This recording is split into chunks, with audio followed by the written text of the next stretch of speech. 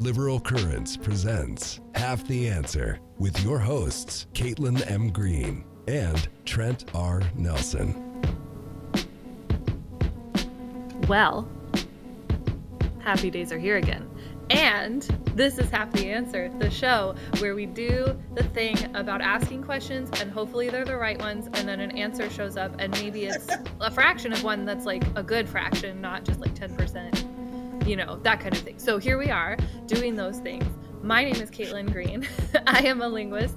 I am a writer and an editor with Liberal Currents, and I am so pleased to be joined by my co-host, Trent Nelson, who is a historian and a philosopher and a guy who still doesn't have blackout curtains. What is happening, Trent? And is also a writer and editor. Oh, perfect. That you did it. You fixed it. How are you doing, Trent? How's it going? doing really well. It's so bright in here, as you noted. The blackout curtains have yet to arrive, but if I do one of these, it works. Well, Caitlin, One of these days you're gonna get them, and I'm gonna miss that angelic glow. you know what? Right now, I'm cosplaying as Gandalf the White. So, I was saying, with the kind of hat and the beard and stuff, I'd almost think that you're a wizard. Yeah, on the morning of the fifth day, look to the east, and there's Trent. Right. I'm just hanging out, no big deal. Well, Caitlin, we've got a really special guest here with us. Certainly a friend of the program, despite the fact that this is his first time on. Well, you know him just like we do. He's the assistant professor at Spelman College. He's one of them. They have many. He's also author of The Political Theory of Liberal Socialism, which is a really wonderful offering, special book indeed, written by a special person. Matt McManus, how are you today, sir? It's great, guys. Always good to chat with fellow Liberal Currents folks. So excited to be here. We're certainly excited to have you, and we've been talking about how the far right has been behaving. We've been talking about Charlie Kirk's assassination. We've been talking about free speech. Matt, we heard that there was free speech absolutism. I haven't really noticed it. But Caitlin, we're talking about a lot today with Mr. Matt McManus, are we not? We sure are. Yeah, I'm so excited to do a little more Charlie Kirk discourse because I just feel like we haven't had enough of that. Yeah, there just hasn't been enough said about that guy.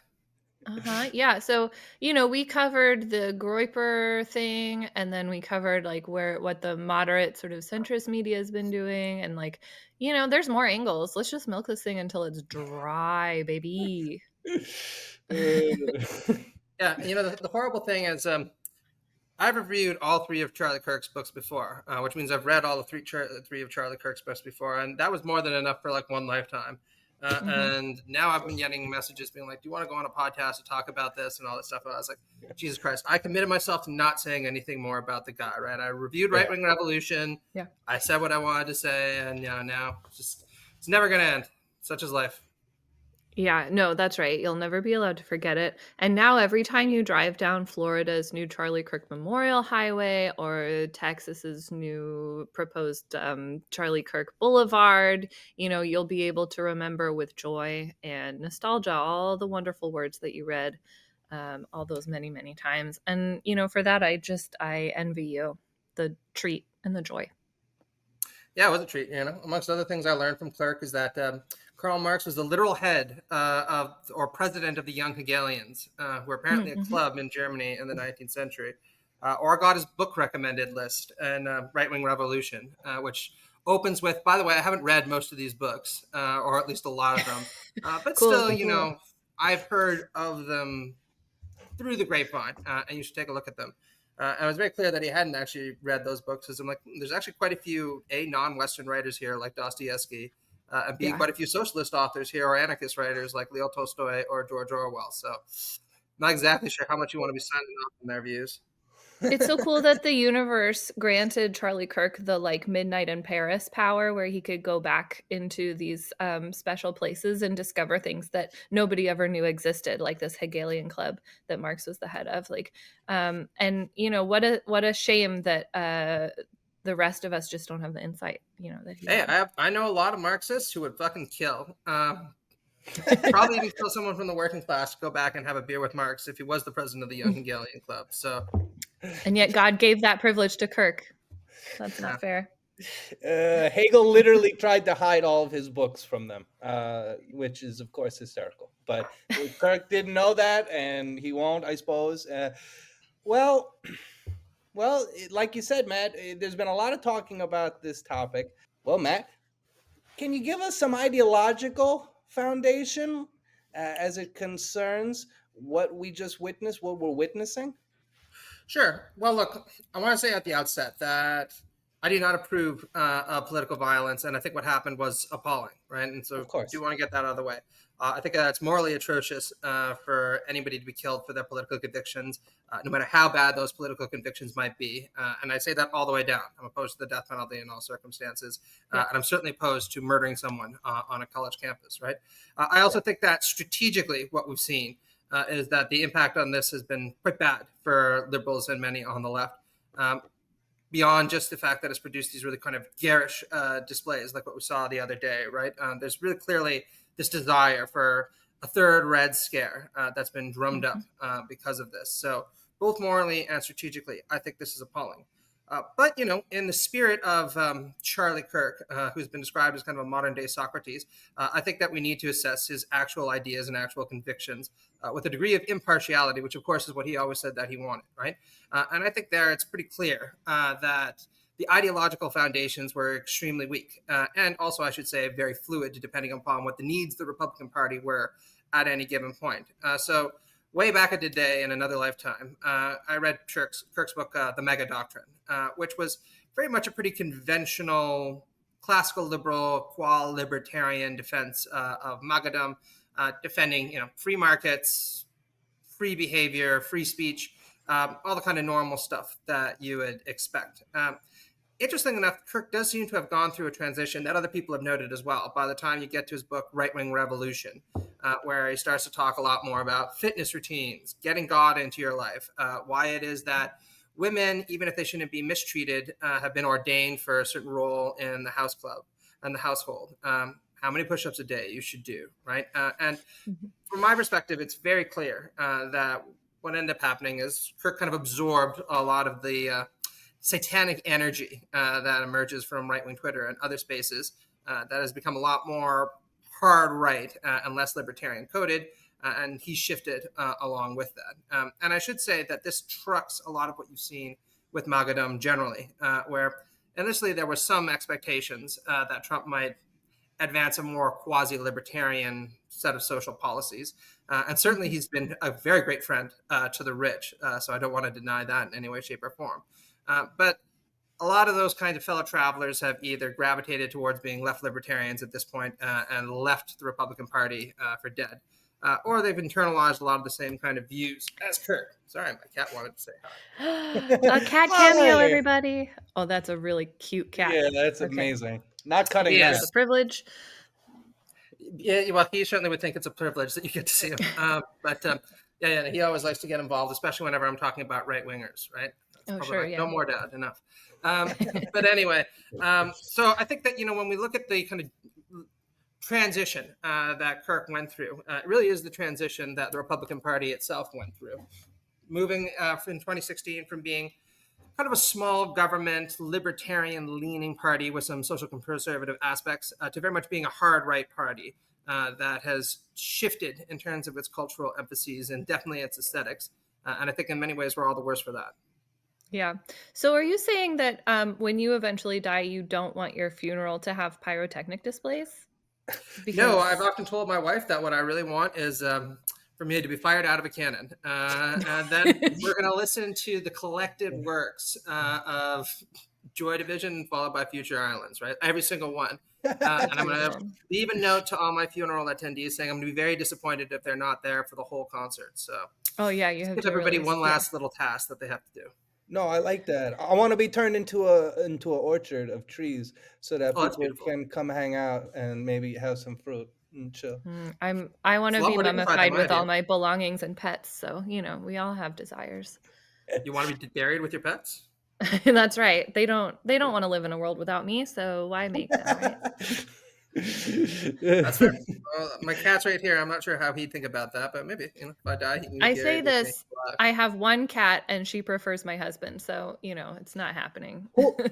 Who is the French actor who recently passed? And he was like really famous French actor, older guy in his 80s and 90s, and he had an entire estate that had a mausoleum built into it that has like 40 of his animals buried in there. Wow. Yeah, like absolutely like full out like beloved. Who are you talking about? Oh, This seen. The sounds only I French actor I absolutely think I know insane. is Gerard Depardieu, and Depardieu. Yeah, he has a son who's also a good actor, but cool. all I can see is Alain Delon. Is it him? No, that's a year ago. Alan Delon, yeah. It was I Alain can, Delon? Oh, there we yeah, go. yeah, that was him. Yeah, he's À got like l'âge de all 98. No, 88. I can count. I have to say, for a linguist, I guess it's expected that you speak beautiful French. As somebody who grew up in Canada, spent some time in the province of Quebec, I'm deeply envious of that. Oh wow. Yeah, well, my mom put me in the immersion school after school every week Oh, okay. from the age of 6 until I moved out of her house.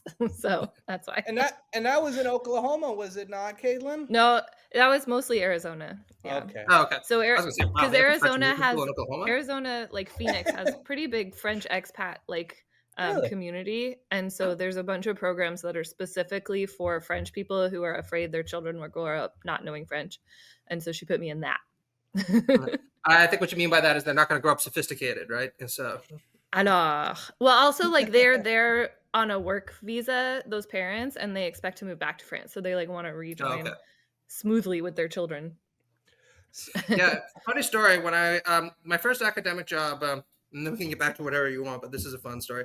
My first academic job was in Mexico City, and I was so broke at that point. I've been working as a landscaper and a cashier that I ended up moving accidentally into the student res, and it turned out that one of my roommates was also my student who was from France, and Oh no. that's where the connection to that story is. So I just used to tell him whenever we would have a beer together, I'm like, man, this is almost like some kind of sitcom, right? A Canadian and a That's French really guy. weird.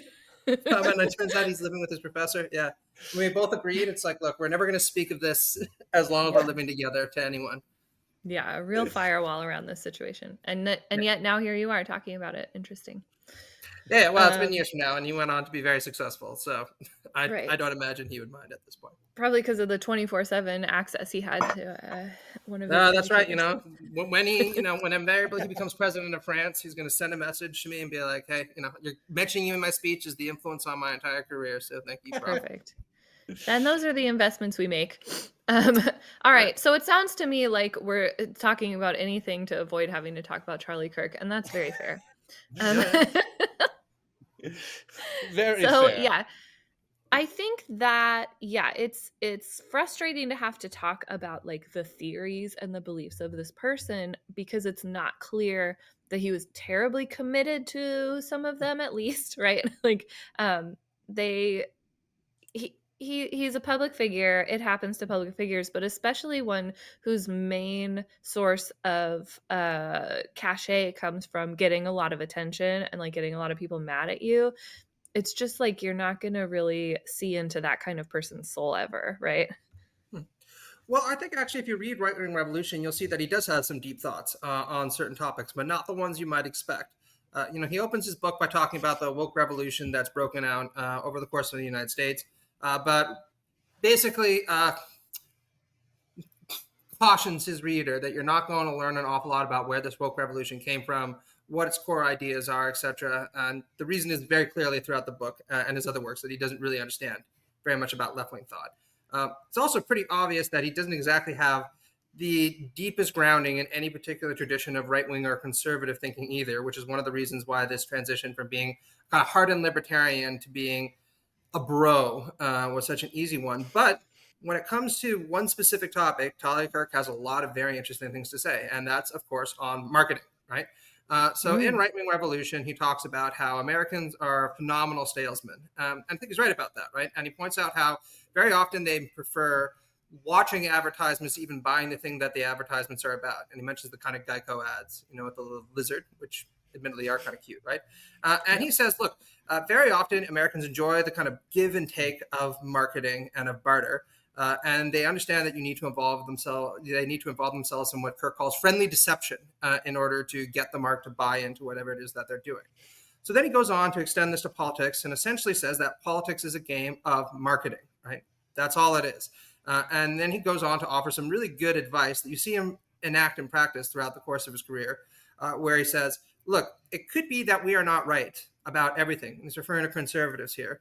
We might not even understand our positions all that well. But we can bet that the left is wrong about everything. And there's very little to be gained from allowing them to frame the conversation or admitting that in any circumstance they might have a point about things. And so then it goes on to suggest that his own followers, and I quote, police their thinking about things and to chase a bifurcated framing on every single issue. And he says, it's got to be black and white, good and evil. Luke Skywalker and Darth Vader is the pop culture example he gives on every issue. And as I pointed out in my review of his book, if you think about the trajectory of Star Wars and the fact that Vader became kind of an anti-hero, what he's really talking about is a sub-Star Wars level of complexity. That's the kind of outlook that he wants, right? And you can see how he applies this kind of framing and this mode of marketing to absolutely everything possible. And that's why I describe Kirk in my review as a very pure kind of postmodern conservative, right? He's not somebody for whom the ideas or the material reality of life really matter all that much. If anything, they're inconsequential because who really cares about the material reality and who cares about the deep basis for your ideas when your goal is to sell someone on something? And it's, to use the proper Trumpese, the fantasy and the framing. That's what's important when you're trying to get your mark to buy into whatever it is that you're doing. And if you need to use friendly deception and to encourage your own followers to police their own thoughts in order to achieve the kind of marketing victories that you're aiming for, then by all means do it. Yeah. Okay. So he's trying to like Mad Men the right. And it's not bad advice, unfortunately, in terms of effectiveness. He's really good at that. There's no denying that, right? I mean, I love what it is that we do here. And I'm very good friends with a lot of people on the left. My buddy Ben Burgess, who did debate Kirk, once upon a time, I described him to in clearness as personally quite nice, right? Although that might have been because they had a top shelf liquor and he could take whatever it is he wants to the debate, right? Which is always a good thing. He said, look, when he encountered Kirk, what he realized is that if you put together every single left-wing influencer out there, including the really big ones for Majority Report and ContraPoints, etc., they wouldn't have the same following as even one Charlie Kirk, right? So, of course, having billions of dollars or millions of dollars, at your beck and call also helps when you're trying to market, right? But we're seriously outgunned by the right in terms of our capacity to market. And I think that Kirk did have a good insight into how to do that effectively. It was the one thing that he was really talented at. Yeah, I mean, this strikes me as sort of this realization that I come back to often now, which is like really when you're talking about like somebody like Ben Burgess even, right? Like this is an individual who is attempting to convince with the facts that he has at his disposal, right? In good faith. Communicating to try to say, well, have you considered it in this way because of X, Y, and Z, right? And that sort of love of wisdom is sort of, I think, many of our baselines. But for somebody like Charlie Kirk, there's only the love of winning. There's only feeling IKEA. There's only and that kind of is echoed in that marketing statement, right? The point is not to convince people that you are like intellectually superior. It's just to convince them. It's just to make them be on your side. There's really no foundation of we need to find this and get everybody involved thinking this way for some altruistic reason based on what we can perceive to be. Am I wrong there? Am I off base, Matt? No, I think you're absolutely right. I mean, the way I describe this sometimes is they are not committed to truth the way that Socrates, to use your example, was committed to truth, right? As this fallibilistic discourse where we open ourselves up to the possibility that we might be wrong and to try to sincerely inquire into the basic facts about the world and the basic facts about morality, right? They're committed to truth TM, right? This idea that, all goodness, all truth, all eternal wisdom is on our side. And the other side, again, is are a bunch of Darth Vaders, simultaneously too weak and too strong, with nothing really of value to contribute to society. And you see that in things But like also, Stephen we're Norris. Darth Vader sometimes because he's cool and scary, and we like that. So, well, exactly, right. The left has to be too strong and too weak, and the right always gets to be extremely strong or weak, but in a kind of Luke Skywalker way again. The valiant crusaders fighting against the woke dragon. Now, I'm going to say something here that kind of moves this into a more broad direction. So I wrote a piece not too long ago about why it is that right-wingers have a lot of difficulty criticizing the left effectively. And I bring up people like Gadsad and Jordan Peterson and James Lindsay and a few others. And I said that actually there are deep roots for this in conservative thought. Now, I want to be really clear. There are brilliant conservative thinkers out there. And for that matter, there are brilliant far-right thinkers out there, unfortunately, right? And I think that sometimes liberals make a very serious mistake in assuming, following John Stuart Mill, that the right is just the stupid party, right? They have very serious intellectuals who are very good at what they do, and that needs to be taken into account, right? But there's a reason why it is that, by and large, the right has not been as successful intellectually, and certainly not as successful in understanding liberals and the leftists as vice versa.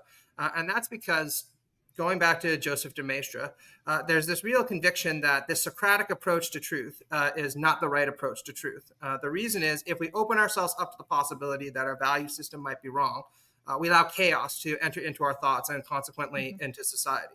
And this is a point that Joseph de Maistre used to make continuously, right? You need to have people's viewpoints ready for them from the cradle onwards, and they need to approach the dogmas that they're grown in, that they're inculcated into, like dogmas, like creeds, right, is the terminology he uses. And opening up a dogma to contestation and to, again, the Socratic possibility that it might be wrong undermines this. And from de Maistre's perspective, opens up to the possibility that we should have a society where everyone is allowed to challenge authority, everyone is allowed to put forward competing views of truth. We'll never settle everything, and we cannot allow that. Unless people think I'm being a little bit unfair here, you can move forward to someone like Wilmore Kendall, the great 20th century conservative philosopher who wrote an essay, why Athens right to kill Socrates? And spoiler alert, the answer is yes, right? It was right to kill Socrates. And the reason he says is, look, Socrates went around undermining faith in the gods of the city, undermining the authority and elites of the city. He had a following amongst the youth of the city who thought he was a charismatic, thoughtful person. And the elites of the city had every right to get tired of his nebbish, nettlesome questions, because to them, the question of what gods do we worship, who should be in charge, what regime do we have, were not open questions, to use the Popperian term, but closed questions. They were settled once and for all, right? And so Kendall says they should kill Socrates, right? Because the mere fact that he was asking these kinds of questions and opening up again the possibility that they might be wrong, or at least be implementing the wrong regime, is not something that we can allow into our thoughts, right? And all of this, in a much more vulgar form, is what you see in Kirk's attitude of, we must police our own thinking. Every now and then you might have some intimation that the right might have or the left might have a point about something. But you cannot allow that to enter into your thoughts, because the minute you allow that they might have a point about something, you open up the possibility that we on the right might be wrong and have something to learn from the left, and that's not something we can countenance. Although in Kendall's case, there were philosophical reasons behind this, and same thing with de Maistre. For Kirk, he just instinctively understood that this is bad marketing and bad framing. Absolutely. I think that is really instructive, to be sure. And of course, you talk about de Maistre, but we could look at the Reformation, and we can see this dichotomy, right? Do we allow for individuals to determine what is said, what is meant, or do we put it forth for everybody from cradle to grave? And it's interesting, the evolution.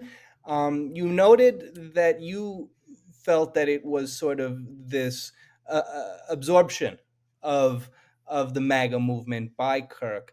Do you see a continued evolution from book 2 to book 3, as you saw from book 1 to book 2? Well, book 2 is a much more generic book called The College Scam, where spoiler alert, he says, don't go to college, right? He says that you'd be much better off part of the so-called muscle class rather than, going and learning about the latest innovations in critical race theory, or hearing Judith Butler talk about how there are now 50 genders rather than 49, right?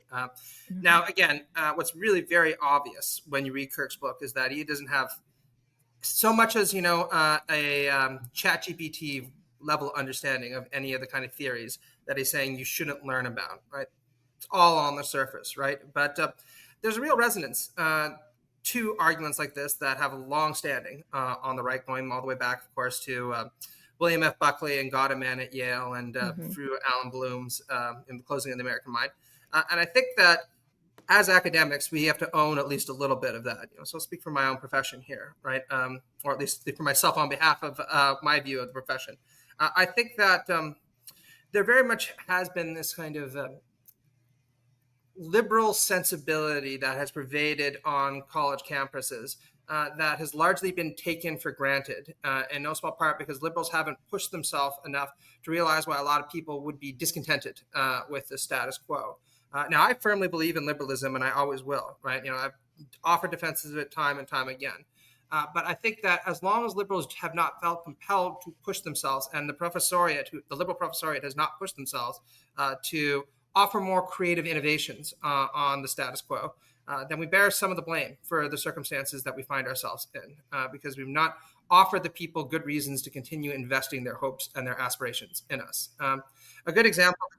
Sorry, can you elaborate on what you mean by the status quo? Well, I'll give you a good example, right? I read Cass Sunstein's interview in the New Yorker the other day, where he just gets lacerated by the interviewer. And to me, this is really representative of at least part of what I'm talking about. Now, I like a lot of Sunstein's work, right? I particularly think that a lot of his work on FDR and the Second Bill of Rights is very informative. I think nudge economics is a worthwhile thing to inquire into. I have some of my disagreements with it, but it's not an idle idea. But in this interview, he spends most of his time trying to pretend that Trump doesn't exist. In fact, consciously saying he wrote a book defending liberalism without talking about Trump at all because it's just too much of a downer. He talks a lot about how people like Reagan and Buckley were genteel figures who he wishes would come back, and then talks about how Henry Kissinger, for all the bad things that he did, and he did a few bad things, he acknowledges, had nice things to say about Sunstein's. But he came to his book launch. Do you remember? That's right. He came to his book launch and said nice things about his Star Wars book, right? And to me, and his idea at the end of it is essentially, and I'm going to read the book and review it for Liberal Current, so I don't want to prejudge it, but it seems to be basically like, can't we just go back to the 1990s or maybe to 2008 and the Obama administration? Everybody was nice when everything was less crazy, right? And my response to that is this indicates to me a lot of what's wrong with the kind of liberal professoriate as it exists now. And I include myself in that, right? It's like, look, the reason why it is that broke down wasn't just because MAGA influencers poison the atmosphere, although that's definitely part of it. It's because a lot of what was on offer by establishment liberalism at that point was not satisfying for people. It did not satisfy people's basic needs. And until we are willing to own a bit of that and think creatively about how we can offer a more attractive vision of liberalism, then we're going to continue to kind of fall into this mess. All right. Thank you for elaborating. That was very helpful. No problem. I mean, again, not to knock on Sunstein, right? I mean, I really don't think that I'm going to like that book. And I definitely did not come out of that interview thinking, boy, oh boy, do I think this is the right way forward, right? Here's a guy I really want to, Well, you know what? It's always worth a look. And that is why you are here. You're going to look at it and you're going to evaluate it. And then you'll write the review. And I'm very excited to read it. Yeah, going to be awesome. Okay, so I've been thinking about, not to drag us back to Charlie Kirk, but I've been thinking about the ways that the far right has tried to react. And we have Trump going full censorship. That's one way to be like, under no circumstances can you have anything but abject sort of worshipful grief over this person or else. And then I've just been sort of browsing Curtis Yarvin's statements about it because I find that interesting, right? Because I know he's listened to. And so Curtis Yarvin is currently engaged in yelling at Chris Rufo, which I find very entertaining personally. Oh, yeah. Right, what do they say? That was the meme. The two worst people you know are fighting, and you're just like, oh, Exactly. It's like, let them fight. So we've got Chris Rufo saying, like, we have this problem of these sort of like disaffected, disconnected young people who are, he calls them like normie radicals, right? Where he's like, they don't really have like an ideology that you would necessarily identify based on paradigms that existed 10 years ago, right? And they just don't really have a big barrier towards doing something explosively violent like this. And so like they get a feeling, they have a gun, they go do the thing, right? And it's like really hard to piece it together after the fact, which is like not inaccurate. I don't know. It bears looking into at least. Curtis Yarvin is very mad because he's like, no, actually, this is a perfect through line from the last 400 years of leftism, essentially. That like what the assassin did was enact a sort of tradition of leftism that has existed for a long time. So he's going to go ahead and blame not just Marx, but like also John Adams, I guess. He's going real far back. Yeah. And so, yeah, I don't know. I think it's interesting the way that they're trying to explain kind of what happened, keep the target on the left as much as possible. And then Rufo's like, I don't know if we can do that. I don't understand how he's tying everybody from Marx to Adams together. Well, you have to remember that Curtis Yarvin thinks the American Revolution was bad, right? Yes. Because we stopped having a monarchy. Yeah, I was going to say, it sounds to me like you're very fortunate in not having read a lot of Curtis's work. And as someone who has suffered a great deal by slogging through it, I can tell you that the reason for this is that, as Yarvin once put it back when he was running his blog, he is so reactionary that he's not just still pissed off at the French Revolution. He's not just still pissed off at the American Revolution. He's still pissed off at the English Civil War, right? That's how far back he wants to go, right? You know, he is a Robert Filmer was right. The Glorious Revolution and the English Bill of Rights is a disaster kind of guy, right? The reactionary is reactionary, as it were. And seen from that perspective, there's really no way to understand the last 400 years or so, as he put it, except as the triumph of various kinds of leftism, liberalism, democracy, the enfranchisement of women, the enfranchisement of the unworthy lower orders from the third world, you name it, right? So from Yarvin's tale, the American Revolution was one of the first major left-wing revolutions to break out about a third of a way through this decline and fall type story. And in many ways, it kind of laid, if not the template, at least one of the kind of big examples for everything that was going to go moving forward. Why? Because the American revolutions decided it was okay to use violence to treasonously overthrow their monarch, who was not a particularly tyrannical figure, and to replace a well-functioning, aristocratic, hierarchical society with something that looks way too much like Republican government for Curtis Yarvin. Now, to any person living on planet Earth, you might sit there and think, boy, oh boy, you think that the 18th century American Republic that excluded women, indigenous peoples, and, I don't know, slaves was too egalitarian, too participatory, too equal. But, you know, if you're the kind of person who, again, is still pissed off about the English Civil War for enfranchising the aristocrats in Parliament than the lower aristocrats in Parliament, then, of course, you're going to be really frustrated at the American Revolution. And I do want to say the spat between Rufo and Yarvin was very, very, very funny. Again, two worst people you know fighting, and it's like, yeah, go on. Keep going, guys. Have at it, right? But I will say that there is one small grain of truth, I think, to Yarvin's analysis that the left is sometimes underappreciated, which is the sense in which liberalism really was the world's first revolutionary egalitarian creed. Marx always acknowledged that himself, right? That it had rid us of the aristocracy and was bringing a world about that was much more free, much more equal than the one that had come before, right? And I think that what leftists can learn from this, of course, is that there's a lot of virtues to liberalism and a lot of leftism, if you want to call it that, in liberalism that they don't always appreciate. Even if, to my earlier point about the problem with establishment liberalism, a lot of liberals themselves seem to have forgotten this at their peril. Yeah, at their peril, right? Yeah, well, you know, this comes back to our major project, right, which is creating a tent that can actually stand up on its poles, which is the principles of liberalism that include self-determination and pluralism and all of the good things that make a society egalitarian, and not pushing people out if they're a little too, I don't know, radical. Well, if you really want, I mean, I read a lot of Yarvin, and Laura Field has a really good book coming out soon, Furious Minds, where she points out that he's a terrible writer, and I can affirm that, right? Oh yeah, I mean, that's part of why I haven't read more too. Well, again, consider yourself fortunate. I mean, I don't want to insult the guy too much because it's been done to death. But you read his work and you just sometimes, I fell asleep so many times reading it, in part because it really has this kind of trollish feel to it. Like Rufo said, where it's very online, very Reddit or proto Reddit, I guess, from back in the day, where he's consciously trying to say shocking things in order to galvanize your attention.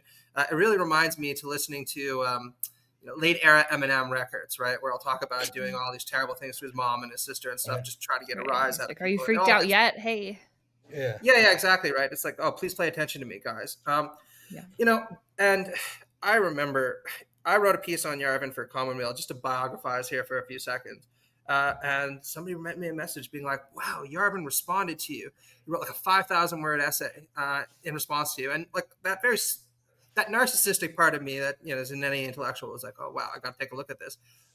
I fell asleep reading the article where he was attacking me for attacking him. About you. Because I just can't stand this, right? Like, I mean, you can't keep on a through line at any given point. You keep going back and forth between all this. It basically reads like some kind of drunk sat down and tried to assemble a rebuttal, right? And then at the end, he basically pointed out how one day I'm going to get into Harvard because I'm doing what the establishment says. And I was like, well, here's hoping, Curtis. And that was about all. Thanks for the well wishes, bro. You get to join the club that has Amanda Moore in it, I guess, of like being targeted by someone on the far right, but then the things that they said were so boring that you couldn't even that you were like, please. For Chris Rufo, right? Because when he was like, all this is like subreddit level crap, and I was like, oh god, yeah, just spare me. Yeah. So we've had Donald Trump, as Caitlin noted, trying to go full out censor. We have Chris Rufo and Curtis Yarvin bickering, but then apparently everybody's going to war. Matt, were you familiar with this? Where we're being warred against. I heard it's war now. Yeah, and every Democrat is basically as bad as the assassin, and so we need to all be taken down. Yeah, absolutely. And I mean, look, Stephen Miller has been saying scary stuff like that pretty much for as long as he's been alive, right? It's like he woke up when he woke up one day and just decided, everything about the world, I'm going to try to make it worse. And he's been very effective at that kind of messaging. But I want to point out again, this kind of language has deep roots again in the far right. It's not something that's particularly novel, even though the kind of postmodern hyper online framing is distinctive. And I want to be very clear on that, right? Again, you can go back to Joseph de Maistre, right? Who's in many ways the originator of these kinds of discourse, where he was flat out willing to say there's something satanic about the French Revolution. And 4 million people are going to have to die or will die. He tries to dissociate himself from any kind of endorsement of this. They will die for killing one French king, right? Or, you can even read Edmund Burke, a so-called moderate conservative, right? Where it talks about how everything is to be changed. All the pleasing illusions are to be thrown down. The age of chivalry is over, right? Just this really apocalyptic sensibility about what's happening here. And so in many ways, Miller is just picking up this very, very old tendency towards what you could politely call shrill hyperbole. That's just a characteristic of right-wing doctrine. They've never sat there and decided to calm down about something when they figured that framing this as the end of the world will do. Yeah. I think rhetorically it's an interesting thing that they are doing, right? Which is to, with every discrete event that happens, to be like, oh my God, this is it. This is the time. Now we have to take off our masks and unsheath our swords. And like, they finally crossed the line and we're going to have to answer in kind and get, get everything taken care of. And it's like, okay, but 2 days ago something else happened and you said, this is it, they finally went too far, we just have to like, and then 2 days before that you were like, oh, this is it, and so it's like relying on our ability to sort of have calmed down from the last time, right? And forget that like the straw broke the camel's back a week ago, and then it broke the camel's back a week before that. Like, what's going on there? Well, I think strategically it actually offers us a real opportunity, and I've mentioned this before, right? Zach Beauchamp actually is probably the most articulate exponent of this thesis, so I want to give a shout out to him if he's listening, right? But what he points out is that the model that has often been appealed to by MAGA for emulation is, of course, Orban's model in Hungary. But one of the things about Orban is he genuinely is a very Machiavellian figure. He's very smart and he's very effective, and we have to give credit where credit is due in that respect. Because what he did when trying to transition Hungary to an authoritarian state, or I guess regressing it back to an authoritarian state, was not take big swings that were very, very public, right? A lot of the transitions to controlling the media, controlling the courts, shifting, the electoral system in favor of Fidesz. These were all part of omnibus bills. They were done behind the scenes. It was very difficult for anybody except a very plugged in set of Hungarians to kind of be aware of this. And of course, we all know what ended up happening. One day you wake up and all of a sudden you're in, if not a completely authoritarian, at least a soft authoritarian regime where the ruling party has every advantage kind of acquired in its favor. And it's very difficult, even if everyone else in the opposition bands together to get rid of it. Although, even there, things look like they might be changing just because people are so tired of a liberal authoritarianism, and there's a lesson in that for any MAGA people who are listening.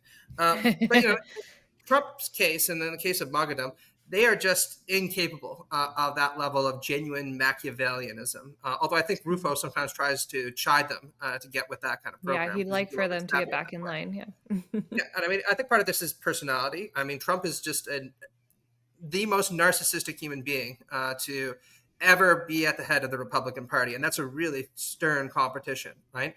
So he's just incapable of being silent about the kind of authoritarian swings he wants to take against his enemies. Right. But, from a more political economic standpoint, the media ecosystem of MAGA and the Republican Party for a long time has just really depended on this constant portrayal of conservatives as under attack, the biggest victims in the world.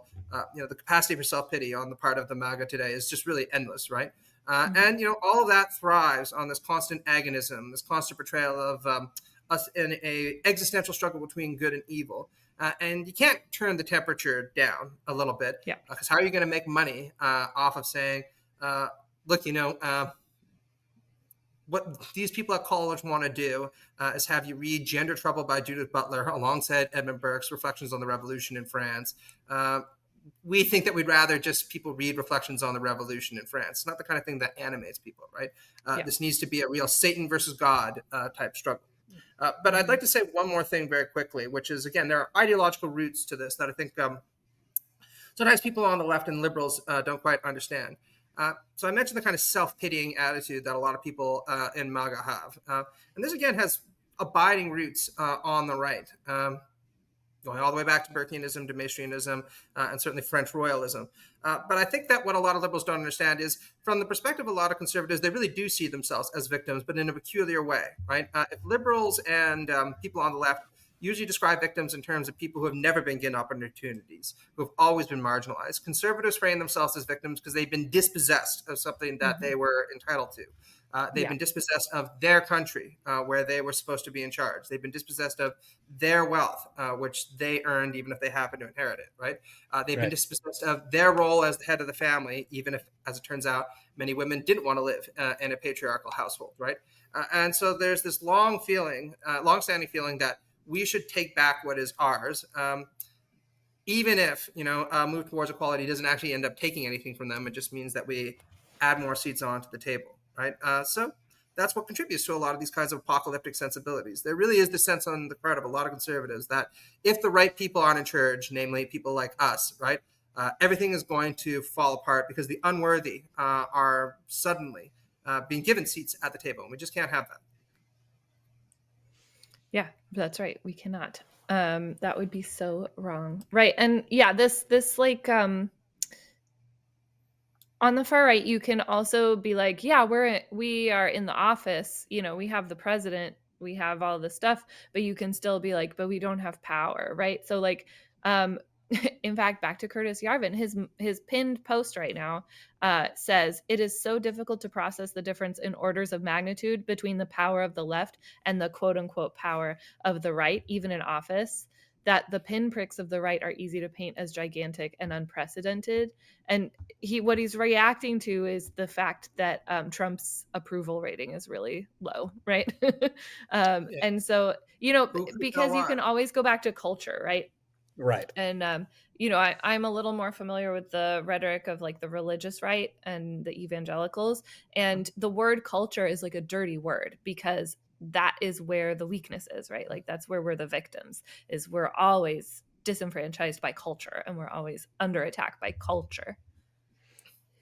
Yeah, absolutely right. So there are a number of different things to say about that, right? I mean, one of the jabs I'd like to take is if Curtis Yarvin thinks it's difficult being a right-wing intellectual, funded very generously by billionaires like Peter Thiel, should try writing for Jackman Magazine or Current Affairs, or starting up a left-wing magazine, right? And then, his perception on how much cultural hegemony the left really has might shift pretty radically. Let's put it that way. Right. I mean, almost all of my favorite professors are on the professor watch list, for example.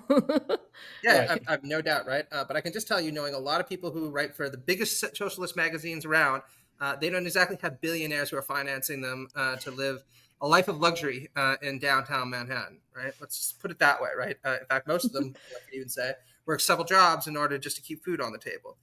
But I think that in terms of this kind of broader attitude, right?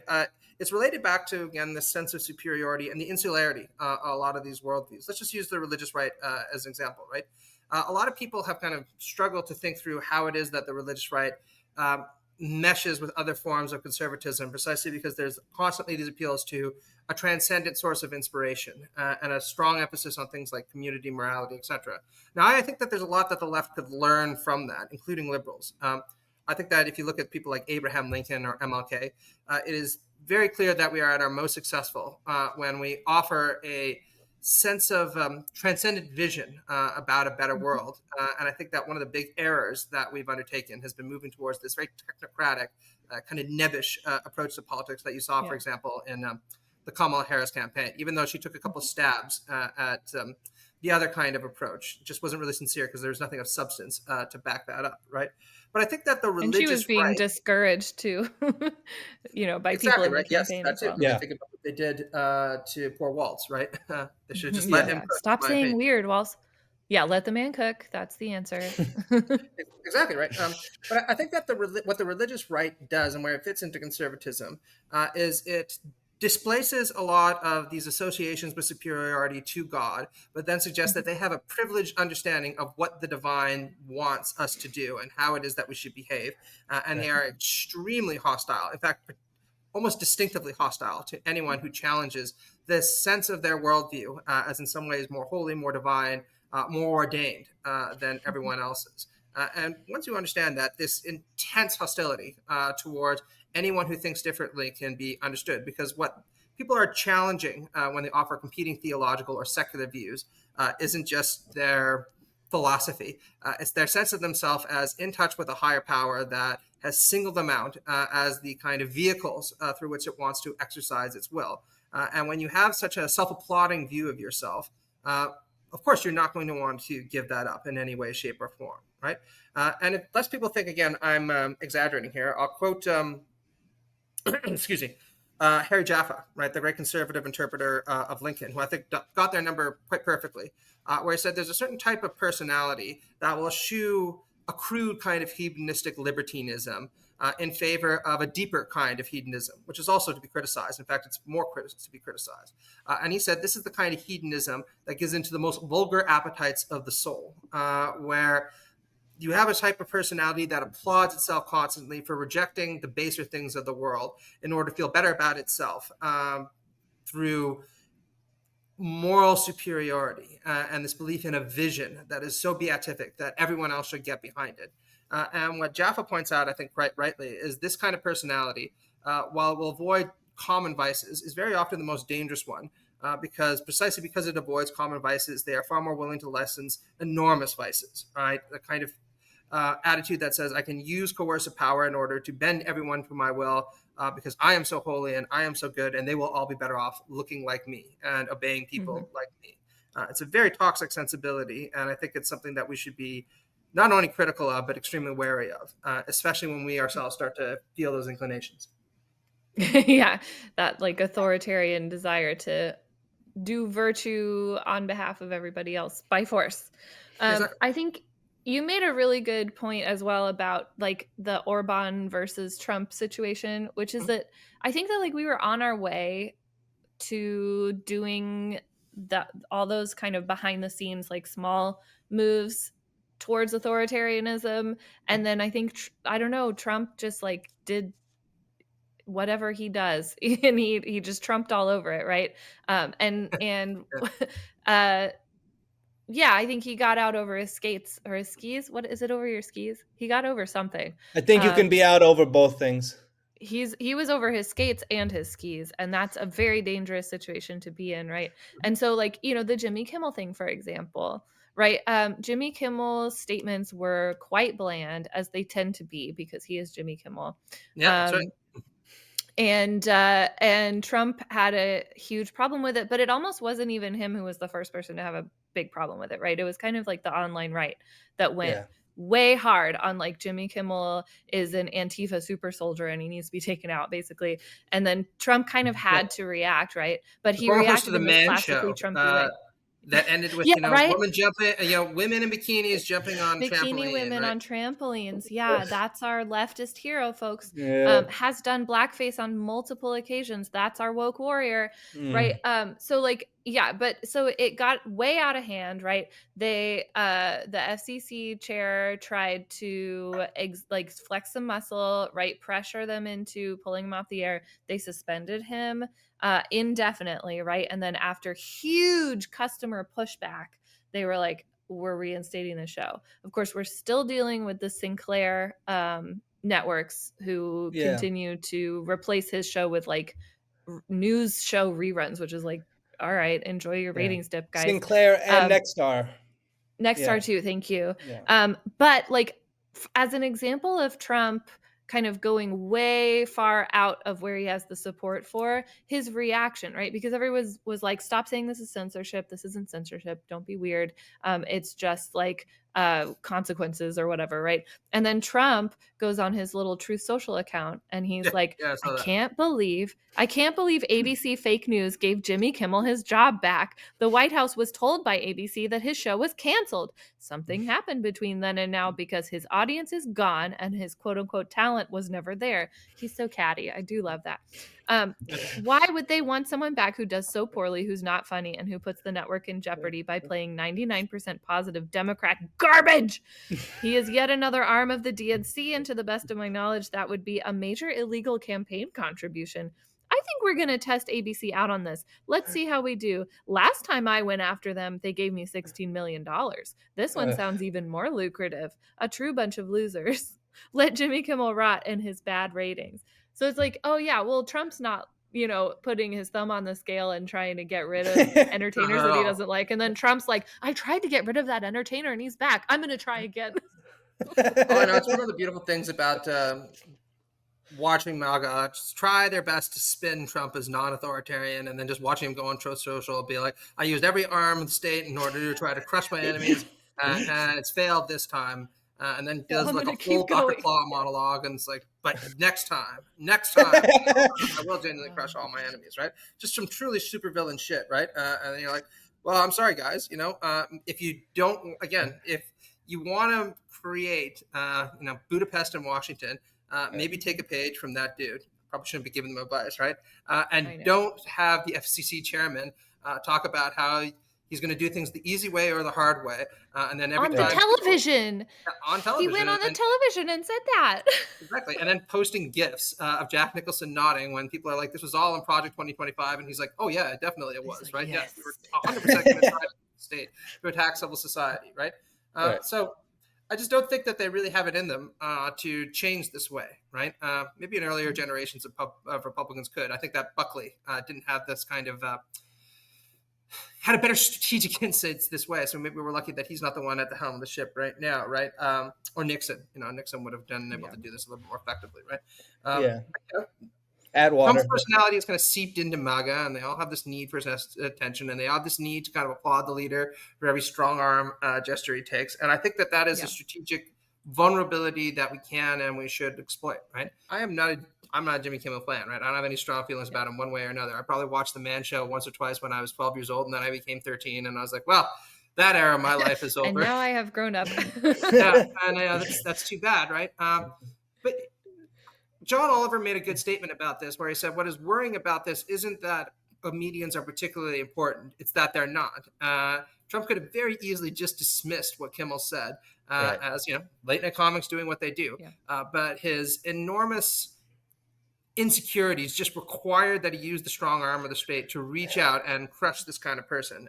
And if he's willing to do it to somebody who is that small and on the margins of things in relative terms, right? It's not like Kimmel's going to cost Trump any kind of political clout, then he's going to be willing to do it to anybody. And that should really be concerning to everyone.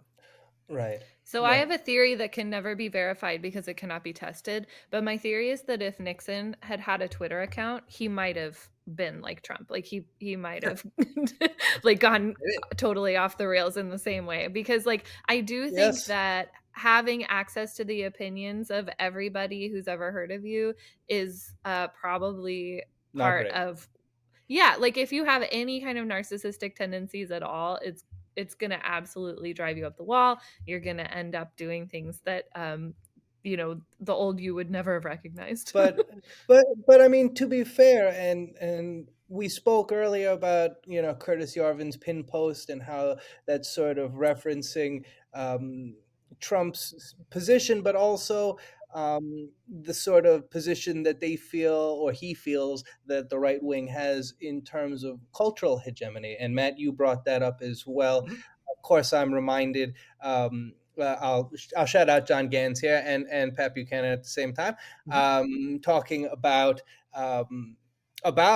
cultural hegemony, about Gramsci, about this idea that that the left or liberal culture dominates even when we're in power. That's really what I see in this whole Kimmel thing, at least, is, as John Oliver, as you noted, John Oliver said, right, it's not a big deal, but it's a big deal because like this is okay to do. Like we live in a society where this isn't a big deal. Like nobody got, like the whole world didn't get mad. He wants a world where everybody gets mad that Jimmy Kimmel like suggests maybe that this guy was conservative. Like what the hell? We a self-censoring society, but we don't have that as it concerns this. And to them, I suspect that it hints that they still don't have that overriding power that they think that they should have. They can't make us get mad. Yeah. Right. Absolutely. I think this is so there's a long tradition of right-wing Gramscianism out there. It probably actually originated in France. I say probably because there's some debate about this in the work of people like Alain de Benoit. And figures like Curtis Yarvin or earlier Sam Francis were very much in this vein, right? This idea that the primary war is the culture war. Not because, we want everyone to stop having abortions necessarily, although that will be the consequence, but because, politics is downstream of culture, as Breitbart and Steve Bannon have always insisted, right? But what I think they don't understand about this, and you could get if you read Gramsci, is Gramsci always quite rightly emphasized that the thing about culture is it's invisible, and it is way more effective when it is not imposed upon you. Precisely because you just start to think that these are the ordinary ideas that everyone has. You internalize them and you take them to be, in the classic term, common sense, right? This is just what one does in our society. When you use the heavy arm of the state to try to compel people to think the right way, then they're very aware of the fact that this is what they're being told to do. And it also makes very transparent that these ideas are still up for contestation, right? Because you need to use force in order to compel them, people to obey. So I think that, again, what this demonstrates is that ultimately the Trumpist approach to cultural politics is still quite crude in some levels, precisely because they feel the need to use the state, almost desperately feel the need to use the state, in the case of people like Patrick Deneen, to impose Aristotelian virtue upon us by Machiavellian means. And I think that, again, creates openings for us to exploit. Because if we are able to produce cultural content that resonates with people without being so transparently heavy-handed, that will serve us better in the long run, I think, than trying to get comedians canceled. Right. So what does it mean that they went after Jimmy Kimmel so hard when there's like other more left-leaning late night hosts that they could have gone? Like, why not Seth Meyers? Why Jimmy Kimmel? Well, Trump did say that Seth Meyers was next. So Yeah, right. I think, there's just, But he didn't start with him. Well, I mean, I'm just speculating here. I think that Trump is really a boomer at heart, and Meyers more kind of elder millennial, Gen X type of figure, right? Or maybe middle millennials. I know a lot of people my age who like him also, right? And I think Kimmel embodies this kind of older style of doing things that's a lot more like, somebody like Carson or Letterman, right? Yeah. He a didn't little bit change the less, formula that much. hyper satirical, a little bit less plugged in, a little bit more pop culture, a little more Hollywood, right? And so Trump just fixates on those kinds of figures. And he doesn't like them, and he wants them to change, right? Because he's still the kind of guy who imagined himself somebody who's going to go on Letterman and get everyone applauding, right? Who's going to be Times Person of the Year, something he's always fixated on, or he's going to win a Nobel Prize, right? Right. And join other great alumni, receive that honor, right? So I think that a lot of that can be explained temperamentally, right? But I also, if you again want me to speculate, and that's all this is, right? Total speculation. He was, the head of the Man Show, right? He's without a doubt not exactly, as you put it, Caitlin, some kind of woke icon. And the fact that he doesn't like Trump and he endorses a set of liberal values has to be perceived by them to be kind of threatening because he represents a kind of model. He's a loss to them, yeah. Yeah, exactly. Of like centrist masculinity that just does look at Trumpism and says, man, this is kind of weird. You know what I mean? It's a little fucked up and bizarre, right? And in some ways that's pretty threatening to them because, of course, those are Trump's base. Yeah. Which is also, I think, why they reacted so strongly to people like Tim Walz, too, where they're like, wait, that's like a football coach who like has a family and like knows about cars and he doesn't like us? Like, that's bad. Yeah, exactly. I mean, like, yeah. John Oliver, right? Is the kind of guy that I watch because he's the kind of guy who's like me. He's a very bookish intellectual who loves his facts and has a kind of absurdist sense of humor, and I think that's all well and good. I'll applaud him a lot, right? But somebody like him is not going to convince somebody sitting at a bar in Idaho to move towards a more liberal point of view. Somebody like Jimmy Kimmel might, if they kind of sit there and they think, yeah, he's right. This is all just a little bit weird and a little bit heavy-handed. What the fuck is happening to this country? So I can understand, again, just wildly speculating how that might be perceived as threatening by some of them. But I think the deeper explanation is probably just what I said before. I'm guessing that Trump probably used to watch a lot of Kimmel, probably thought of himself as the kind of person who should go on Kimmel and get all the kind of applause and stuff, and just deeply resents that people like Kimmel don't have much good things to say about him anymore. When you lose Adam Carolla's co-host. Yeah, exactly. I mean, really, what are you supposed to do? Oh, yeah. I guess I kind of thought those were the same guy for a little bit. Those are different people. They all blend together, right? I mean, you mentioned Seth Meyers. I was like, man, I haven't watched that forever, right? There's just so many late night shows. I can't keep That's a name I haven't heard in years. Yeah. I watched Seth Meyers during the COVID, like Hollywood lockdowns where everybody was like trying to figure out how to do their shows from not the studio. And I thought he did a pretty good job because he literally was like, I don't know, I'm in the attic now. Here I am. And he like he started like giving personalities to like just the items in the room. Like he had a vase and he's like, or like a Kleenex box or something. And he's like, this is now a character. It was cute. So I did enjoy that. But I think he's a little bit more hard, like progressive where he's like, more explicitly, right? So again, he's not the one that you're looking to if you're on the right as someone who's potentially one of you. He never like gave that illusion at all, whereas Kimmel kind of maybe did by being the Man Show guy and the Carolla guy and all that stuff. So I think it makes sense. Yeah, Kimmel seems like the kind of guy, I mean, again, I don't watch him, so I don't know about this, who by and large would adopt a kind of it's called barstool liberalism, right? He probably didn't have a lot of good things to say, or at least doesn't. I don't imagine he had a lot of applause for the kind of tough edges of woke culture. He probably was happy to make the odd controversial dad joke here and there. And obviously he has a thing for beautiful women and is not exactly above presenting them in tantalizing or titillating ways, right? But I also think that he, by and large, seems to think people should be allowed to do what they want as long as they don't hurt anyone, to invoke the John Stuart Millism, right? And that's obviously not what the right is about any longer. So, Well, I mean, you do make some really, really good points. I mean, we talk about the Man Show and how goofy that was, but when I was growing up, he was doing the Man Show, but he was also the guest comedian on the NFL pregame show on Fox, Oh, wow. right? So he had like a lot of exposure, and it's the type of exposure, to both of your points, that Seth Meyers, that some of these other folks just don't have. You know, These like SNL guys, yeah. right. Like, you're only knowing them if you watch SNL, but like, you might know Jimmy Kimmel from any number of places, and he has a much more diverse And audience to more be sure. masculine coded places. I think that it does come back. It's all gender, guys. Everything is yeah, like gender, right? Seth So Meyers strikes me the kind of person who'd sit there and be like, "Oh, the new Toni Morrison has been re-released, right? So let's take a look at yeah, that." right.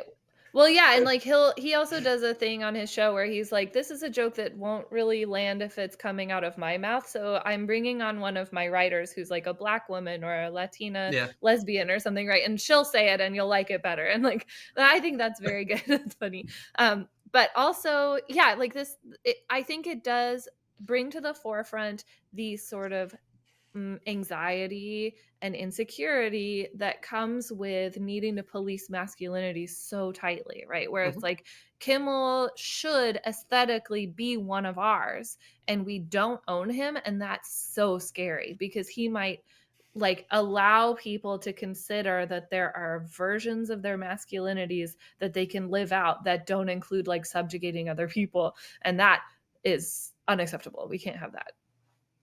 Yeah, absolutely. So this is again just going to be purely heuristic, but Yeah.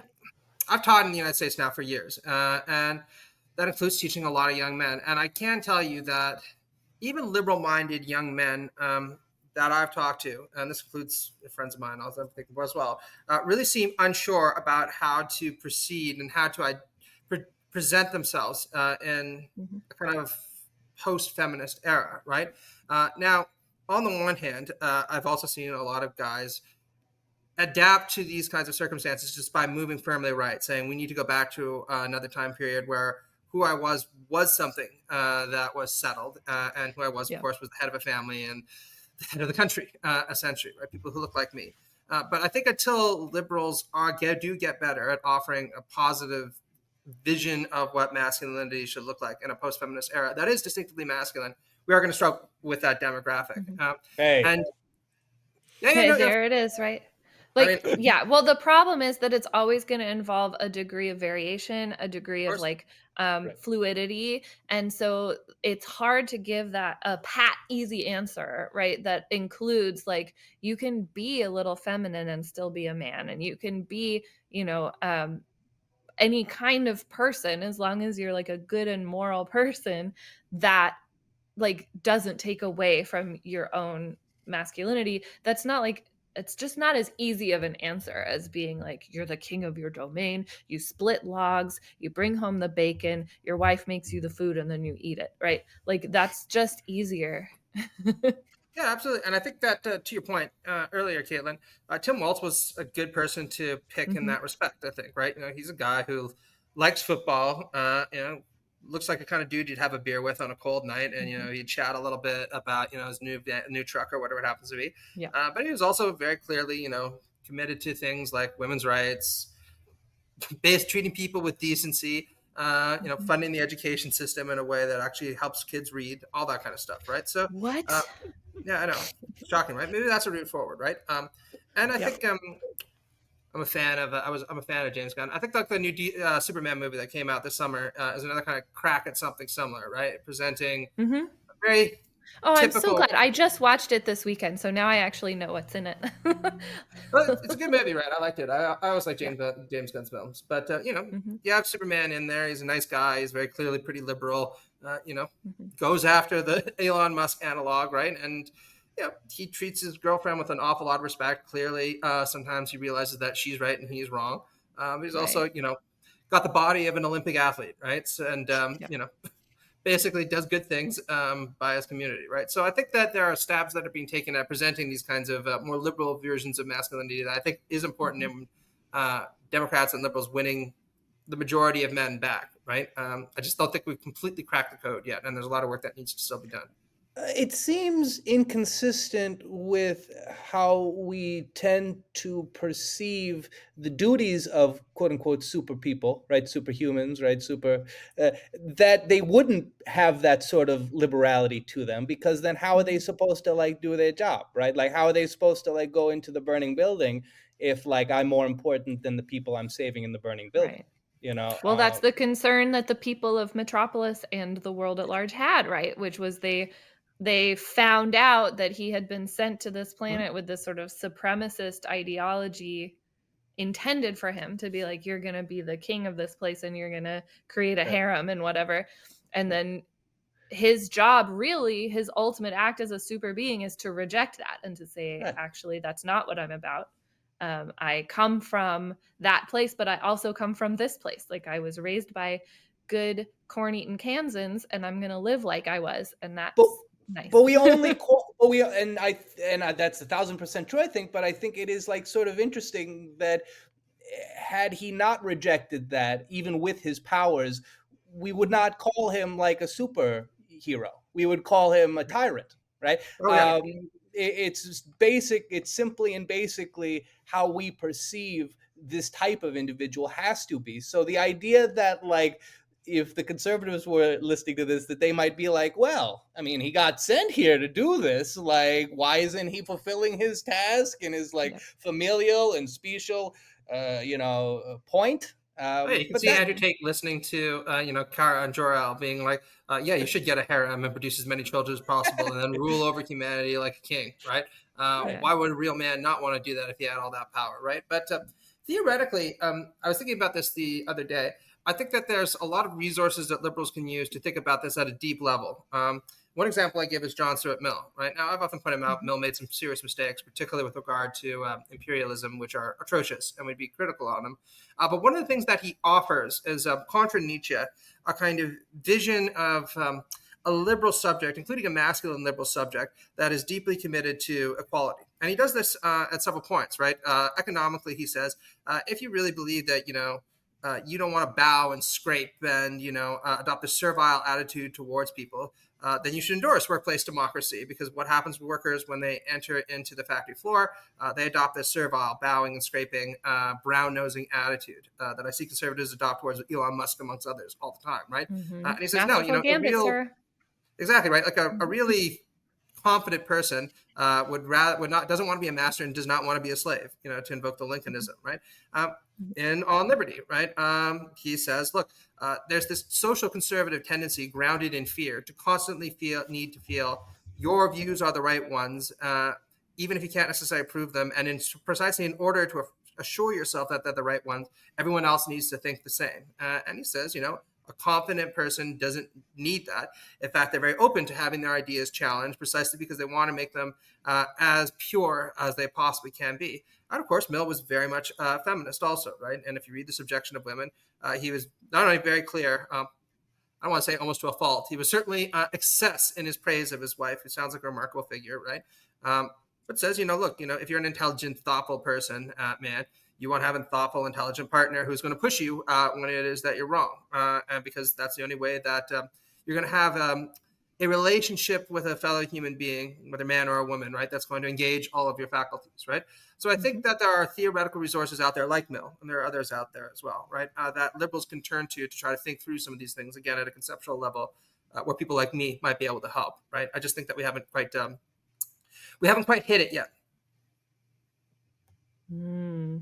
We'll get there. I think that, like you said, there's people taking cracks at it, and I like those cracks. I think that we're working the problem, at least. Yeah, absolutely. Right. And things like this show help also, right? Really? No, I like to think so. Right. I mean, what are we all doing here? I mean, I always say that, like, when I can find a male person who can treat me like like I'm a human, like I do hold on to that person as much as I can. And Trent is one such person, right? That like there's a guy in my life that's not just like my dad is one and my husband is one, but like fortunately there's more than one in the world, um, who can treat me like I'm a human person. That person's worth talking to and hanging out with, and maybe doing a big project with, like a podcast. It's funny you mentioned that. So not to get involved in my Twitter tweets, but somebody got really pissed at me, and they're like, "Liberal socialism seems like the kind of bullshit that you would say in order to get laid." And I was like, "Look, if that's kind of an understated pitch that we could make to men, right? It's like, look, uh, if you actually were to treat women well and you were to, be a decent human being, you might find it's a little bit easier to get along in your romantic life than if you immediately open up a date by being like, hey, by the way, I'm not paying the bill because, I heard that all you feminists are concerned about, equality and stuff. So that kind of bull crap, right? It's the kind of thing that puts people on edge. It's not as charming as you think. So, yeah, I know. Well, that's the thing is like the work has to come from inside. Like it has to be deeper than surface level. There's this trend going on right now where people are pointing out like performative males, right? Where you can kind of feel it coming off of them that it's an aesthetic choice in order to get attention, not actually a reflection of how they really feel, right? But unfortunately, on the surface, they are sometimes indistinguishable from just like normal guys who act normal. So you have to actually mean it because it only takes about 10 minutes and you'll lose the person. So. Totally right. I mean, I think that we need to be cautious here, right? I mean, on the one hand, there's a lot of people who, this was replete throughout the 2010s, who will evoke or manipulate, liberal aesthetics and liberal coding in order to gratify their self-interest while not being sincerely committed to that. And that's obviously a very bad thing. And I don't think it's an idle thing either. I mean, I'd say big tech exemplified that. Look what happened with Zuckerberg and Bezos and Musk, for that matter. The minute they saw that Trump was likely to be elected again, right? They all jumped ship, right? Which goes to show you how deeply a lot of those intimations were sincerely held. On the other hand, people do change, and sometimes they try on attitudes and approaches to the world that they aren't quite sure about yet, but they're making a stab at, right? And in those kind of cases, I think that we need to be forgiving, supportive, and also, to your point, Caitlin, encouraging people to try to embody that more fully. That's right. Yeah, I mean, absolutely. Self-exploration and learning how you really feel is so important, and you need to be given space to do that. I love that. Yeah, but I think that we all have the freedom to do this, and we all should be brave enough to do this. But I think part of that bravery also must entail acknowledging when we make mistakes, right? Acknowledging when this idea that we're trying on doesn't work for us, doesn't work for others, and that's so often, I think, the part that's missing. Just to go on a quick anecdote, during the early 2000s, there was a whole like baseball thing. Everyone was doing steroids, right? And like everybody got in trouble for doing it that got caught. And everybody got smoked in public opinion for getting caught because they lied about it. But there was one guy, his name was Andy Pettitte. He was a pitcher for the Yankees and for the Houston Astros. And he was like the only one who came out after they said that he did steroids and was like, I did do steroids, and I'm sorry for doing steroids. And everyone was immediately like, okay, no big deal, right? And I never forget that, because it's that accountability. We crave that accountability from others, as we so often do from ourselves, if we're thinking properly. And I just think that, yeah, we have to be kind and we have to be empathetic, but we need folks to be like, hi, I'm not perfect, I made a mistake. And everyone will be like, yeah, that's okay, man. Like, we all make mistakes. Yeah. And it's so valuable to have somebody talk through like the reasons and the way that they got to their mistake to help people understand where our pitfalls can be. Yeah, absolutely. I was struck once by something Toni Morrison said. It was in an interview somewhere where she was commenting on the rise of kind of woke culture, right? And obviously she was very, very pro, we need to take race more seriously. We need to take gender oppression more seriously. These are kind of things that the culture has not wrestled with for a long time and needs to wrestle with for a long time. But one of the things that she foregrounded is that this kind of incisive judgment needs to be complemented by forgiveness, right? And a recognition of shared humanity and the fact that many of us have made mistakes in the past, and I'm willing to own up to that as well, right? I remember when I was in high school, I used to say things like the F word, and I used a lot of homophobic slurs, right? It's 2004, and it's not to apologize for that. It's just that's a culture that I was brought up in, right? And I recognize that was really very, very wrong, right? But I think that most people are willing to take that kind of step as long as you offer them a ramp that says, look, we understand, everyone makes mistakes. Let's kind of move on from that and don't do it again, of course, right? And I think that sometimes the hard edge of what we once called woke culture focus too much on judgment and less on forgiveness, even if judgment is also required. Yeah, it's easy also, I think, to have somebody do something wrong and then like everybody gets very upset with them because they did something wrong, but then like more things happen and they forget that like they ever needed to like circle back and see if that person like took accountability. Sometimes things just like move too fast. And we always have to figure out there's a line, right? Like we talked about the accountability. We need to make sure that we're always available to allow for somebody to take accountability and like fix the problem, do better in the future.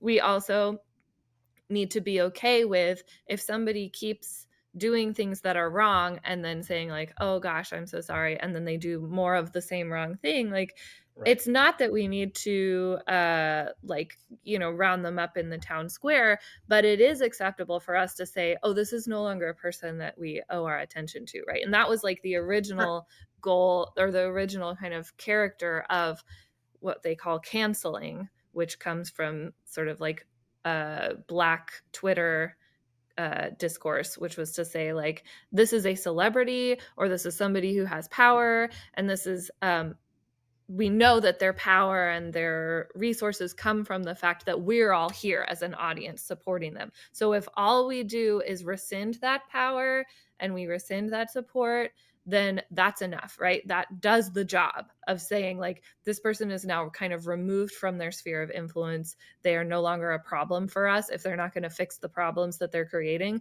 then we can say you are no longer a problem for us, right? That all is like pretty normal sort of audience behavior stuff. This other thing that happens with the like pile-ons and the finding and destroying, like that is not a healthy part of that culture, and it's also, I think, sort of distinct, right, as a phenomenon as well. Absolutely. There was a really good essay written by the late Mark Fisher, Exiting the Vampire Castle, where he was talking about left Twitter.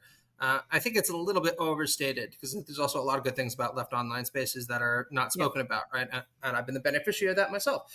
But he points out that there's a kind of personality online that I would say crosses ideological boundaries, that has a priest's desire to excommunicate, a hipster's desire to be culturally vogue, and an intellectual snob's desire to always be right.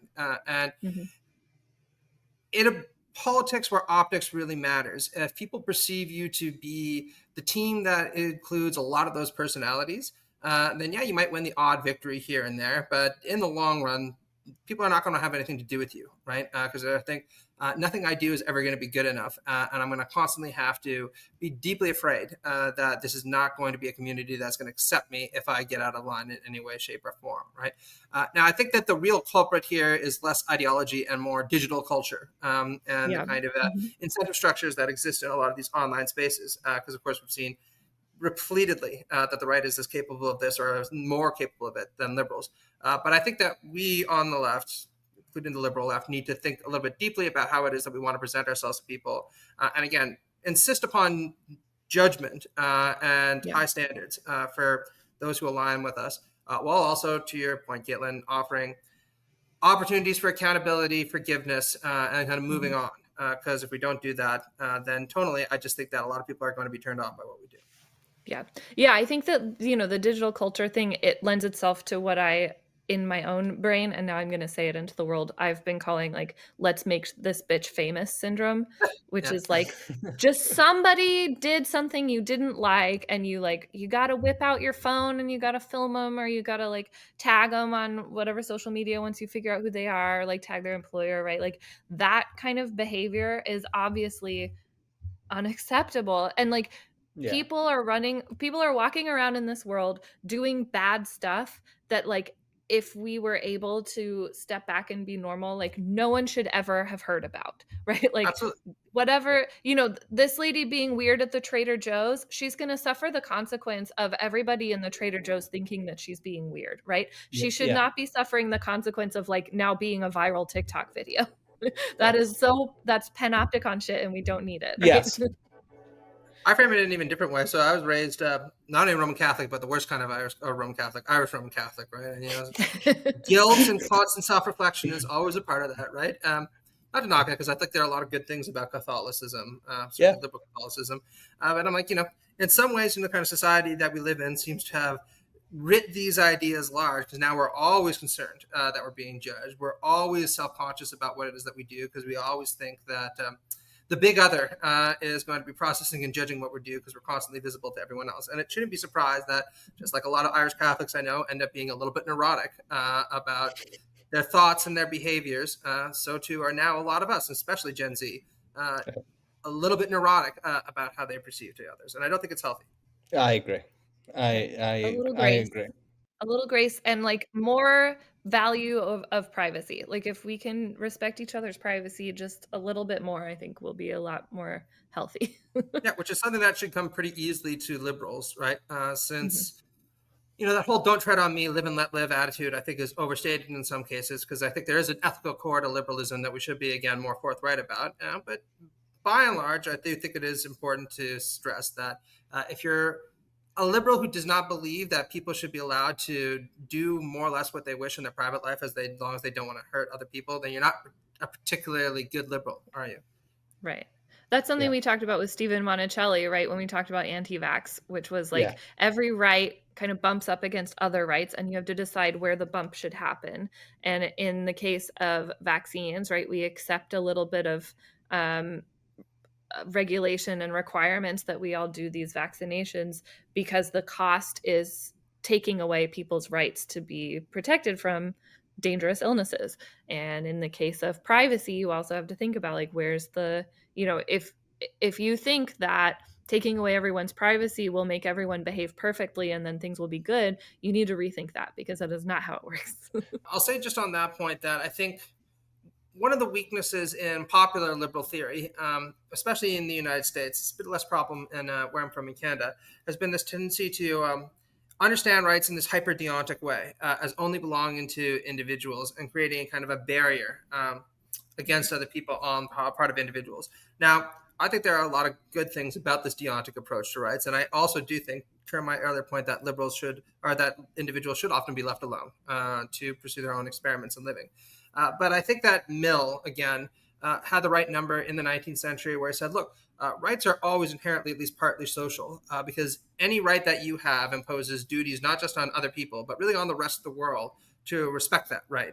And it also requires the creation of institutions to make those rights meaningfully enforceable. And once you recognize this, Mill pointed out, you should maybe turn the temperature down a bit on this hyper-deontic approach to rights, and realize that we need to kind of balance them and ask what kind of rights will be conducive to everyone's individual flourishing and everyone's individual liberty.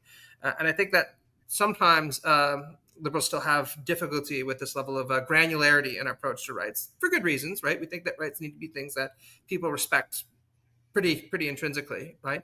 But I don't think it's really a healthy way of looking at things in the long run. It misses what you're pointing out, Caitlin and Trent. Nice. Well, Matt McManus, we love having you on. We'd love to have you come back. You're a busy individual, however, so we do have to let you go. Assistant professor at Spelman College, great historical Please university, don't call to be his sure. boss and complain about him. He's got work to do. Let's just Author move of on. Political Theory of Liberal Socialism and other books. Well, Matt, you got stuff to do. No one is emailing your boss, but could you let us know where we can find all of your works, all of your writing, how we can keep a track of you if we're busy? Sure. So I write a lot of stuff for Liberal Currents. I have a new article that should be coming out there pretty soon on meritocracy. If people are interested in my writing on the far right, I wrote 2 big pieces that I'm still surprised Adam had the patience for. It was about 5,000 words each on the kind of far right canon, both classical and modern, that people want to check out. I also write a lot of stuff for Jacobin magazine on liberal socialism and the association between liberalism and democracy. If people are interested in some of the more esoteric stuff I could do, they can read stuff that I write in Damage magazine. That's where I do some cultural commentary stuff. Great. We will link to your sort of author profile in those places, and people can go look at what you've written. You and I are both constantly bothering Adam with our long ass essays, and I really appreciate having an ally in that fight. It's not just me. We're doing it together, so thank you. We want to be comprehensive, right? You know, how can you get the point across unless you're comprehensive? Exactly. Absolutely. Well, thank you for being here. This has been Half the Answer, where understanding a question is half the answer. See, I do know the tagline. Thank you so much for joining us, and we'll see you next time. Bye.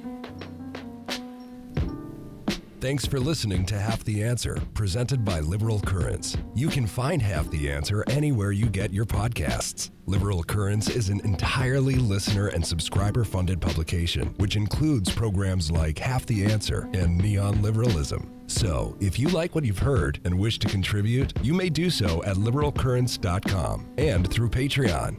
And remember, understanding a question is half the answer.